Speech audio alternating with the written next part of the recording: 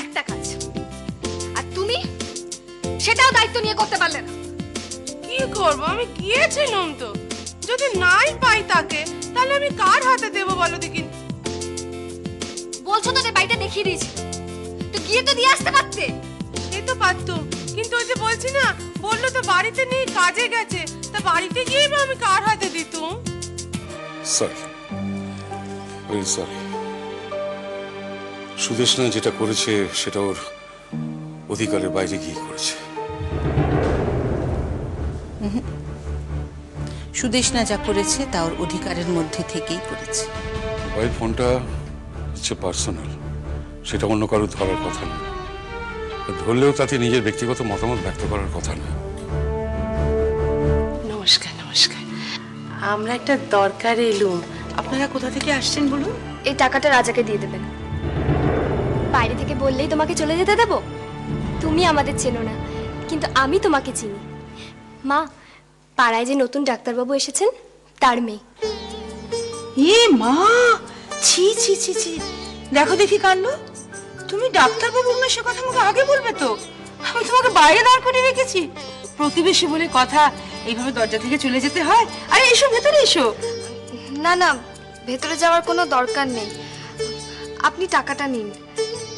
দেখো, এইসব টাকা ফাঁকা তুমি রাজার সঙ্গে বুঝে নিও, আমি এ ব্যাপারে কিচ্ছু জানি না।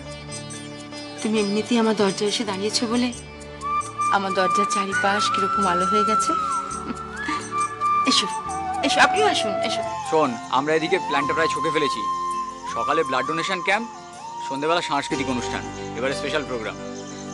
গতবারে সৃষ্টি সংঘ ক্লাব সন্ধ্যেবেলা জলসা করে আমাদের প্রেস্টিজে কেমন গ্যামাক্সিন ঢেলে দিয়েছিল, এবার আমরাও জলসা করবো। বাহ, মনের আনন্দে প্ল্যানটা বাড়িয়ে চলে এসেছে। বাজেটের কথা মাথায় আছে? একটা ব্লাড ডোনেশন ক্যাম্পের টাকা জোগাড় করতে আমাদের এত খারাপ অবস্থা, তারপর আবার দূর রাজা, আমরা কি বাইরে থেকে কোনো শিল্পী ভাড়া করবো? তাহলে প্রোগ্রামটা কে করবে? পাড়ার ছেলে মেয়েরা মিলে তো বেশ কিছু একটা করতেই পারে।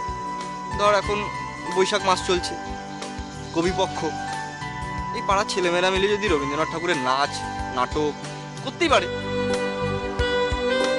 খালি মুখে থাকলে আমাদের খারাপ লাগবে না।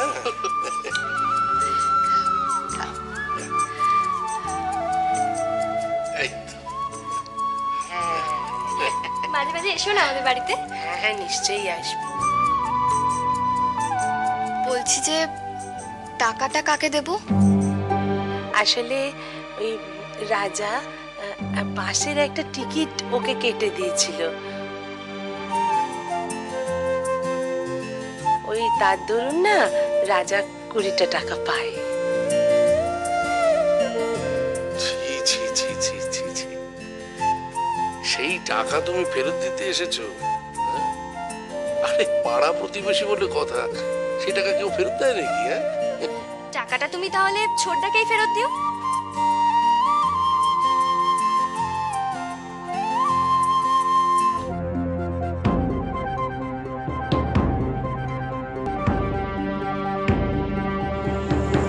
আপনি এখানে? ও, তুমি বুঝি রাজা? হ্যাঁ, কিন্তু ধরুন, আমার ধার থেকে মুক্ত করুন।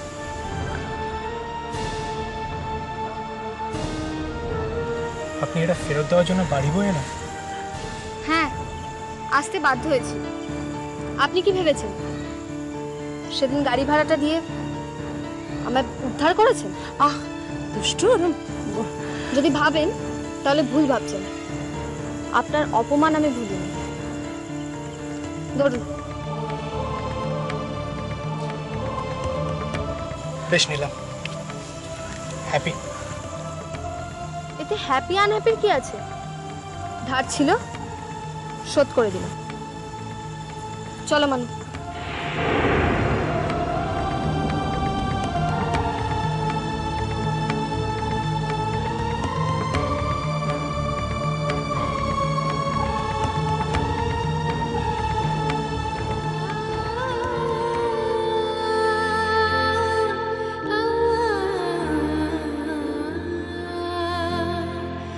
তাকে বাধা